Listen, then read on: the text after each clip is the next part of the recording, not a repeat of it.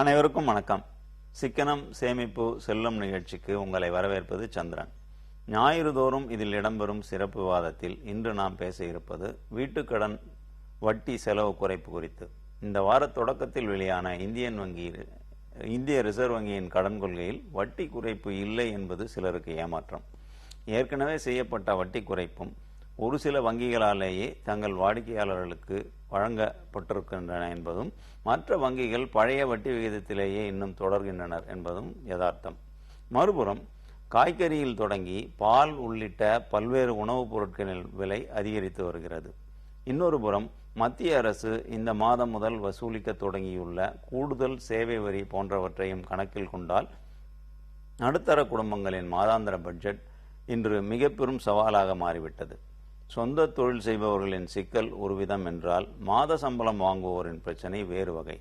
இதையெல்லாம் தாண்டி வருவாய் அதிகரிப்புக்கு வாய்ப்பு உண்டா என பார்த்தால், மத்திய அரசு ஊழியர்கள் சம்பள கமிஷன் பரிந்துரை அமலாக்கத்தை எதிர்பார்த்து காத்திருக்க, அது நடைமுறைக்கு வந்தால் புதிதாக பொறுப்பேற்றுள்ள மாநில அரசும் விரைவில் நமக்கு ஏதாவது செய்வார்கள் என மாநில அரசு ஊழியர்கள் நம்பிக்கொண்டிருக்கிறார்கள்.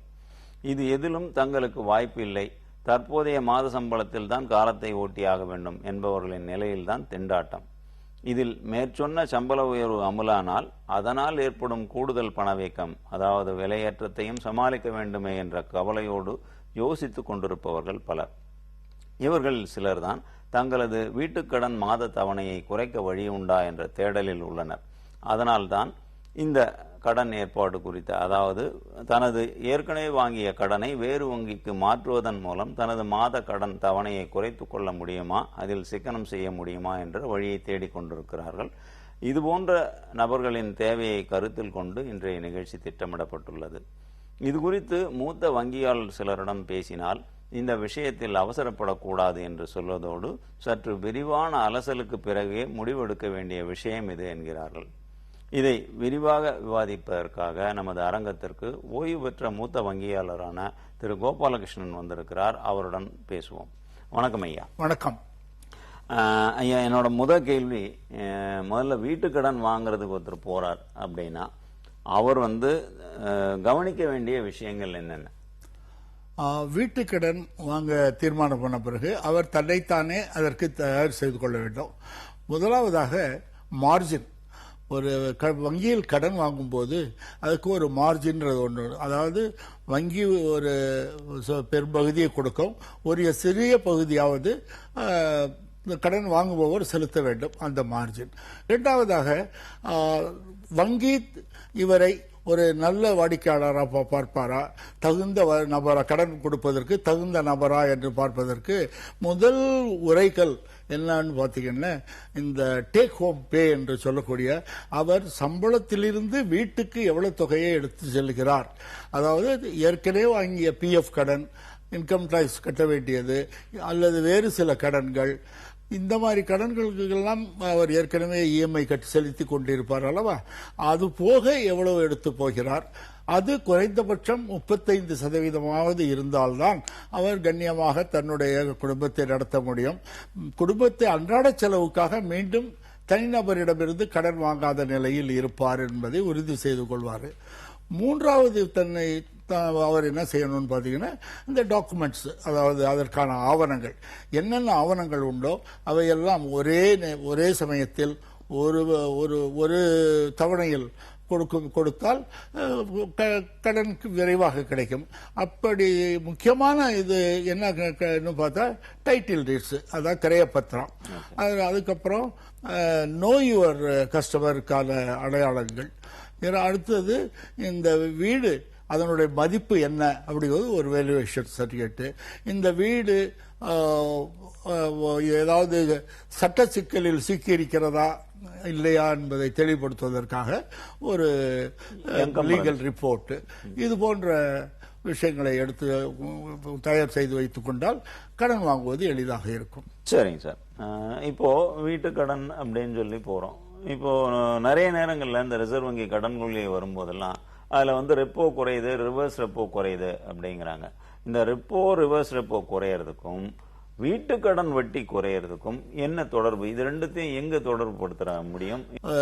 ஒரு வங்கி கடன் கொடுக்கிறது இருந்தால் அதற்கு மூலப்பொருள், அந்த வங்கியின் வியாபாரத்துக்கு மூலப்பொருள் ரூபாய் தான், பணம் தான். அந்த பொதுமக்களிடமிருந்து டெபாசிட் திரட்டி கடன் கொடுக்கிறார்கள்.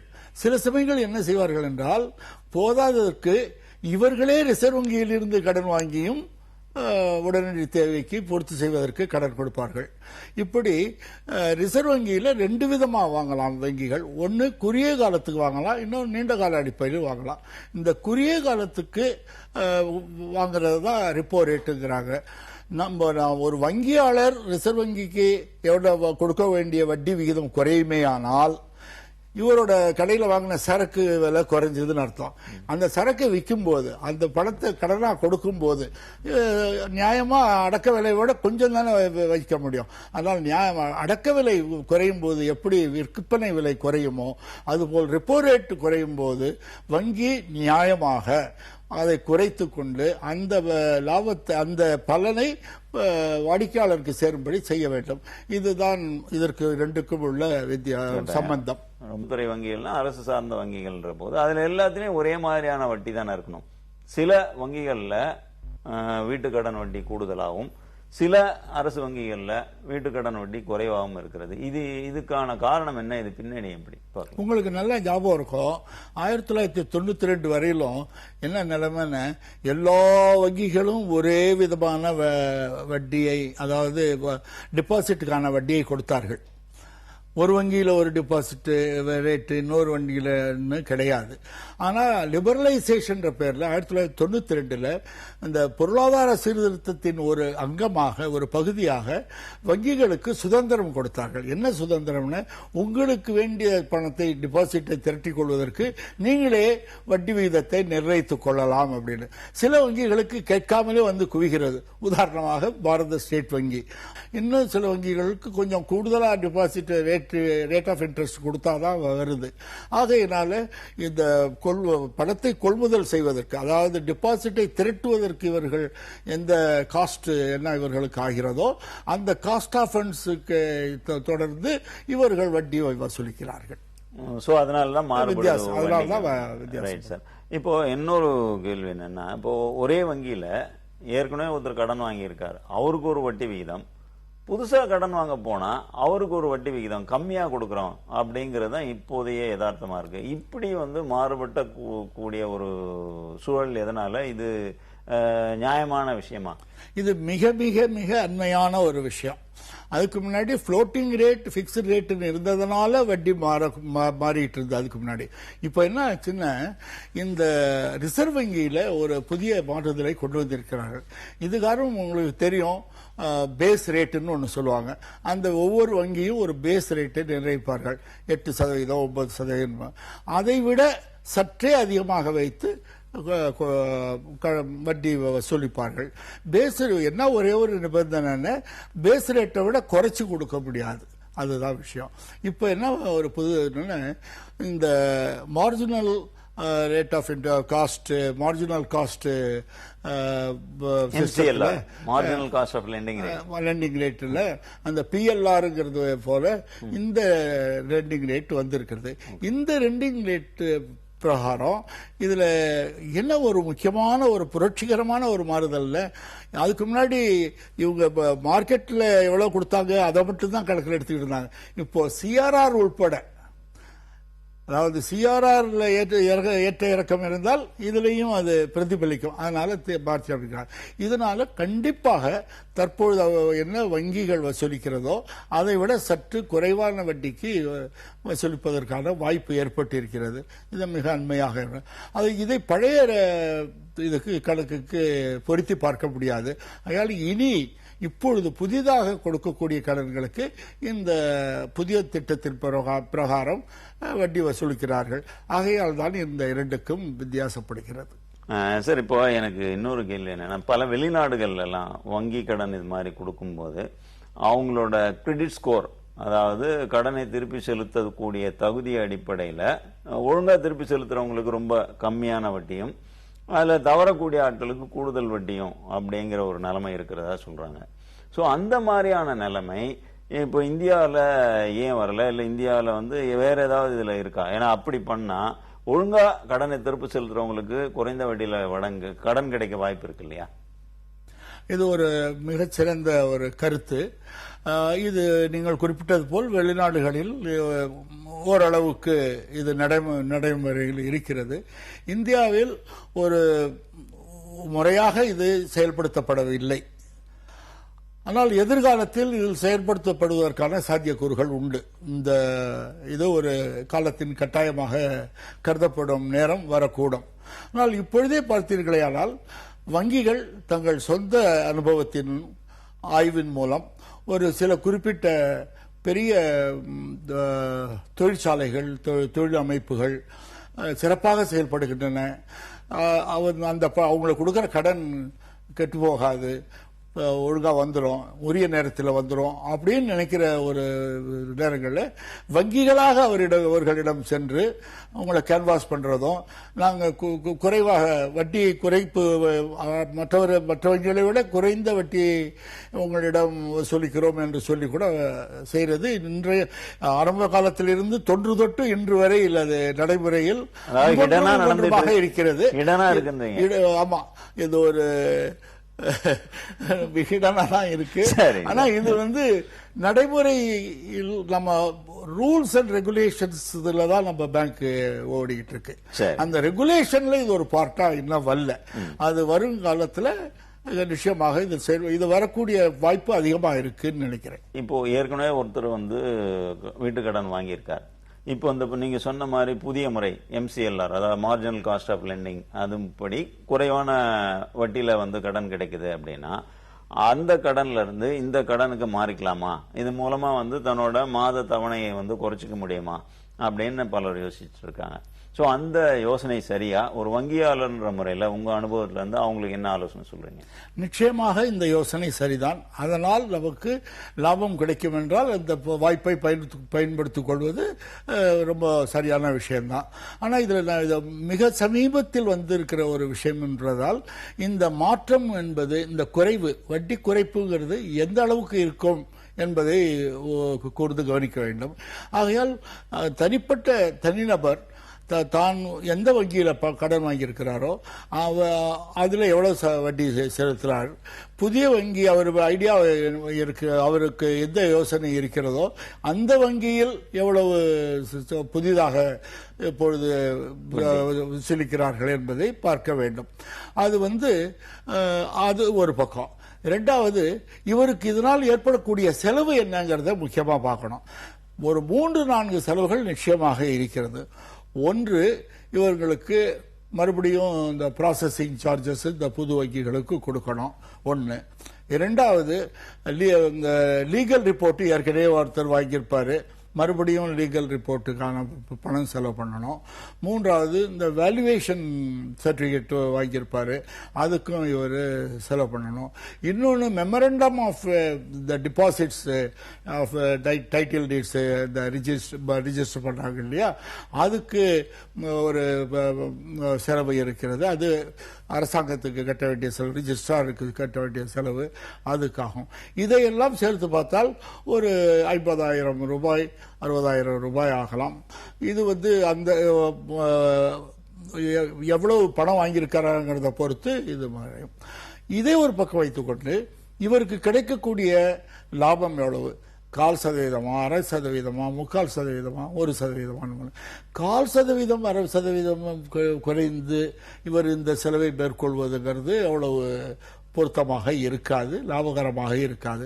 1% அல்லது அதற்கு மேலாக இருக்குமே ஆனால் நிச்சயமாக அவர் இதை பயன்படுத்திக் கொள்ளலாம். இப்படி வங்கிக்கு வங்கி உள்ள வித்தியாசம், புதிய மாற்றத்தால் ஏற்படக்கூடிய வித்தியாசம், இரண்டையும் கருத்தில் கொண்டு தனக்கு ஆகக்கூடிய செலவு என்ன என்பதை கணக்கிட்டு முடிவு செய்ய வேண்டிய விஷயம் இது. சரிங்க சார். இப்போ இதுல எனக்கு இன்னொரு சந்தேகம் என்னன்னா, வீட்டுக்கடன் வாங்குறவங்க எல்லாருக்குமே அந்த கடனுக்கான காப்பீடு அப்படிங்கறது ஒண்ணு இப்ப கட்டாயப்படுத்துறாங்க. எந்த வங்கியில இருந்தாலும் சரி, ஹவுசிங் பைனான்ஸ் கம்பெனிலையும். இப்போ நான் குறைஞ்சபட்சம் ஒரு 10 லட்சம் கடன் வாங்கினாலும் அதுக்கு 10 வருஷமோ இல்ல 20 வருஷமோ அப்படிங்கிறப்போ காப்பீடு செலவாகுது. அந்த காப்பீடு ஒரு வங்கியில ஏற்கனவே ஒரு இதுக்கு எடுத்ததை இன்னொரு வங்கிக்கு டிரான்ஸ்ஃபர் பண்ணிக்க முடியுமா, இல்ல புது கடனுக்கு இன்னொரு முறை எடுக்கணுமா? அப்போ அந்த தொகை செலவே கணிசமா இருக்கும் இல்லையா? இது ரொம்ப ரொம்ப நல்ல பாயிண்ட் எடுத்தீங்க நீங்க. ஏற்கனவே கொஞ்சம் சிக்கல்லாம் இருந்தது. நல்ல வேளையாக இப்பொழுது கூடுதல் செலவு எதுவும் கிடையாது. அதையே பயன்படுத்திக் கொள்ளலாம். மாற்றி கொடுக்கிறார்கள். அந்த கடனை மாற்றி கொடுக்கிறார்கள். சரிங்க சார். இப்போ இது தவிர இப்போ இன்னொரு கேள்வி, இந்த ரெப்போ ரேட் அப்படின்னு நீங்க ஆரம்பத்தில் சொன்ன மாதிரி ரிசர்வ் வங்கி அப்பப்போ 2 மாசத்துக்கு ஒரு முறை கூடுற மீட்டிங்ல இது பண்றாங்க. இந்த ஜூலை மீட்டிங்ல குறைக்கல, ஜூன் மீட்டிங்ல. அடுத்த ஆகஸ்ட்ல மறுபடியும் இன்னொரு கூட்டம் நடக்கும் இல்லையா? அப்போ குறையறதுக்கு வாய்ப்பு இருக்கா? அப்போ குறைஞ்சதுன்னா இந்த மாதிரியான விஷயங்கள் அட்ஜஸ்ட் ஆகி வருமா? அடுத்த கூட்டத்தை பத்தியும் அப்போ வட்டி குறைப்பு பத்தியும் உங்களோட எதிர்பார்ப்பு என்ன? அது வீட்டு கடன் மாதிரியான கடன்கள்ல பிரதிபலிக்க வாய்ப்பு இருக்கா? இப்போ சில தினங்களுக்கு முன்பு அறிவிக்கப்பட்ட கடன் கொள்கையில, வட்டி கொள்கையில கவர்னர் ரகுராமராஜன் அவர்கள் ஒரு கருத்தை வெளியிட்டார். அவர் என்ன சொன்னார்னா, இந்த சம்பள விகித கமிஷன்னால எல்லாருடைய அரசு ஊழியர்களுடைய சம்பளம் அதிகரிக்க இருக்கிறது. இந்த பணப்புழக்கம் அதிகரிப்பதால் பணவீக்கம் அதிகரிப்பதற்கான வாய்ப்பு இருக்கிறது என்பதை கோடிட்டு காட்டினார். அது ஒன்றுதான் அவர் சொன்னாலும் கூட, முக்கியமாக பொருளாதார நிபுணர்கள் என்ன நினைத்தார்கள் என்றால், இதை தவிர அவருடைய மனதில் 2 விஷயங்கள் இருக்கின்றன. ஒன்று பருவ மழை பொய்க்குமா, சாதாரணமாக இருக்குமா, எல்லா பகுதிகளிலும் சமமாக இருக்குமா என்பது ஒரு கேள்வி. அடுத்தது முக்கியமாக அமெரிக்காவில் இந்த அமெரிக்க ரிசர்வ் இந்த வட்டி விகிதத்தை மாற்றுவதை பற்றி சொல்லிக்கொண்டே இருக்கிறது. ஆனால் இன்னும் அது என்ன செய்ய போகிறது என்று தெரியவில்லை. மதில் மேல் பூனை போல் இருக்கிறது. அதுவும் அவர் மனதில் இருக்கலாம். அநேகமாக இந்த 2 விஷயங்களுமே இப்போ தெளிவடைந்துவிடும் இன்னும் 2 மாதங்களில். ஆக ஏற்கனவே பொருளாதார கூறுகளை பார்க்கும்போது இந்த பைனான்சியல் டெபிசிட், அது இன்னும் இந்த கரண்ட் அக்கவுண்ட் டெபிசிட், அதாவது நடப்பு கணக்கின் இடைவெளி, இதெல்லாம் சீரடைந்து வந்திருப்பதால் இந்த நம்ம கையில இல்லாத இந்த தங்கத்து இறக்குமதி கட்டுப்பாடு இதெல்லாம் ஏற்கனவே சீரடைந்து வருகிறது. இந்த 3 விஷயங்களும் தெளிவடைந்துவிடும் என்ற நிலைமையில் நிச்சயமாக வட்டி குறைப்பதற்கான வாய்ப்புகள் பிரகாசமாகவே இருக்கிறது.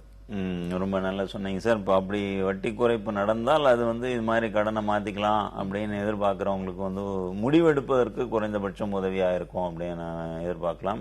இன்னும் இது பத்தி பேசுறதுன்னா நிறைய விஷயங்கள் பேசலாம். ஆனால் நமக்கு கொடுக்கப்பட்ட நேரம் நிறைய பெற்றதால் நிகழ்ச்சியை நிறைவு செய்ய வேண்டிய கட்டாயத்தில் இருக்கிறோம்.